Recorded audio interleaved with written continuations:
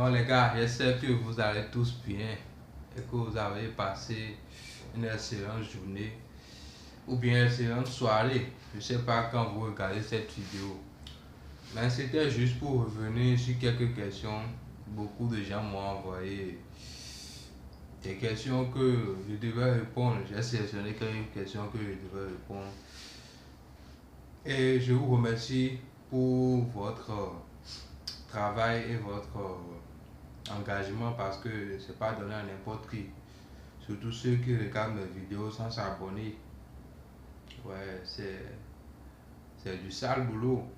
Je vous remercie beaucoup. Mais quand même, il faut faire l'effort de s'abonner. Ça aide beaucoup.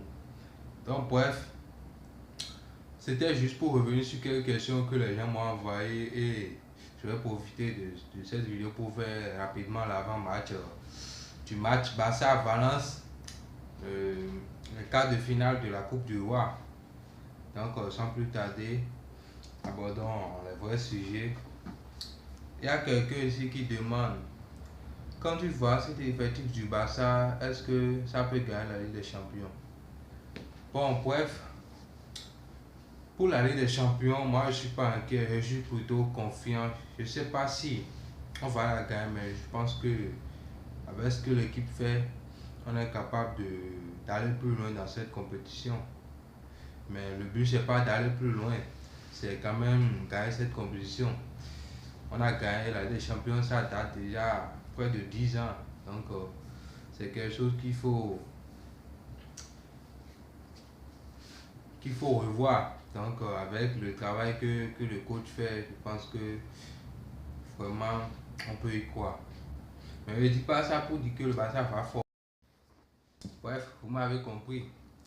Donc, il y a quelqu'un qui dit ici, est-ce qu'avec l'allure dont les choses vont, Rafinha pourrait être un candidat sérieux au Ballon d'Or? Bon, Rafinha, il fait une saison vraiment stratosphérique que moi-même je suis étonné parce qu'on a quand même critiqué ce joueur pendant de nombreux mois ici quand Xavi était entraîneur. Mais voir Rafinha progresser comme ça, c'est vraiment impressionnant. Et je pense que s'il continue sur cette dynamique là, il serait probablement dans les 10 meilleurs, dans le top 10 quoi, qui vont prétendre au Ballon d'Or. Donc, espérons qu'il connaît juste se lancer et on va voir. En fait, pour désigner si vraiment quelqu'un sera Ballon d'Or, c'est pas encore. On va voir entrer en mars et mai. C'est là que les bonnes choses vont commencer. Espérant que le Barça reste encore dans la course au titre pour la Liga et la Ligue des Champions, bien sûr. Et surtout la Ligue des Champions qui est le trophée majeur, quoi. Ce qui peut te faire gagner le Ballon d'Or, c'est la Ligue des Champions. Et je vois qu'il fait de bonnes stats dans cette compétition. Donc espérons que le Barça aille loin pour que la suite, on verra bien. Après ça, quelqu'un dit, Lamine Yamal est-il le nouveau Messi? Bon, je peux pas dire clairement que Yamal est le Je peux pas dire que Yamal est le nouveau Messi parce que on a tendance à oublier que ce que Messi a fait avec le foot, c'est vraiment hors de commun. Parce que Messi, c'est un génie, c'est clairement le dieu, entre guillemets, quoi, parce que certains appellent Maradona le dieu, mais ce que je veux dire, ce que Messi a fait, on ne peut pas tout de suite comparer Yamal à Messi, mais on voit quand même du Messi à Yamal. Oui, là, je peux te rejoindre. Mais si que Yamal fait des trucs à la Messi, bon, je pense qu'on est quand même loin de dire ça. Espérons que les blessures ne le gênent pas et qu'il fera une bonne carrière. Donc, On peut dire que Yamal a le potentiel de faire du Messi, mais pour l'instant, on ne peut pas dire que Yamal fait. Yamal peut faire du Messi, mais on voit du Messi en Yamal. Donc vous comprenez déjà. Bref, il a du potentiel et quand tu es footballeur, tu n'es pas un ennemi, même si tu détestes le Barça, voir Yamal jouer, c'est un plaisir.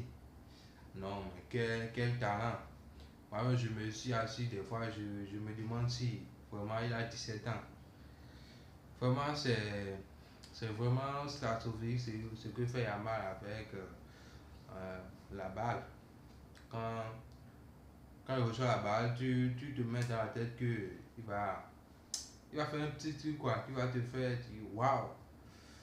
Donc, c'est un joueur très talentueux qui a beaucoup de progrès devant lui. Et j'espère pour lui que tout va se passer et on va profiter de lui pendant de nombreuses années. Donc, c'est un peu ça.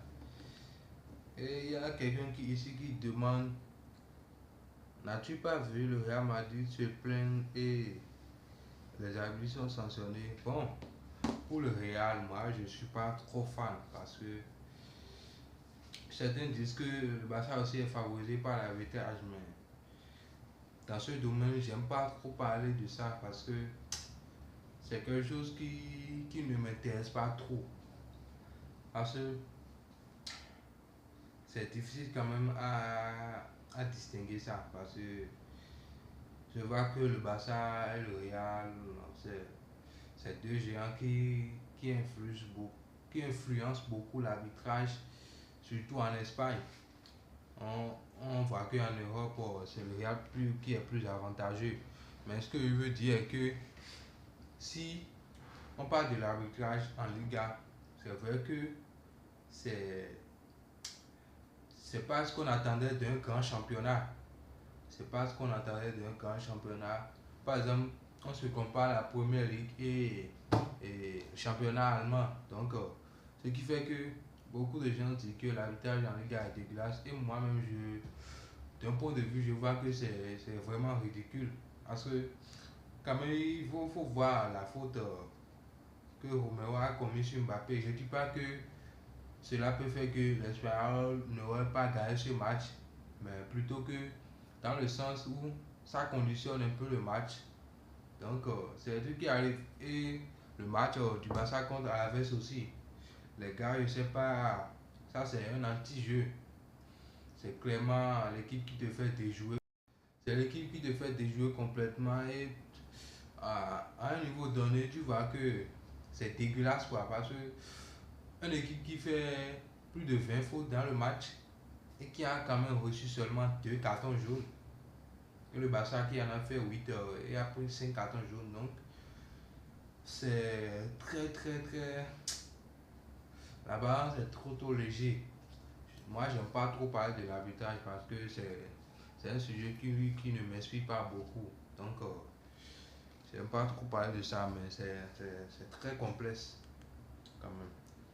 Donc, les gars, j'ai retenu une ou deux questions que j'ai choisi pour répondre à ça. Désolé pour le reste des questions. Je n'ai pas beaucoup de réponses à vous donner par rapport. Il y a des questions qui me donnent pas envie de parler de ça. Donc, je n'ai pas pu choisir ça. Donc, bref, c'était tout pour les questions. Et bien pour l'avant-match, j'espère que le Barça fera le nécessaire. Le Barça va se qualifier pour le prochain tour. Et espérons que tout se passe bien pour que le Barça aille en demi-finale. Là, on saura si le Barça va affronter le Real soit l'Atlético. Donc, pas grand chose à dire. On espère que le coach aligne le 11 type et que tout se passe bien. Donc, bref, les gars, c'était tout. Likez, abonnez, partagez et on se revoit après le match. Peace.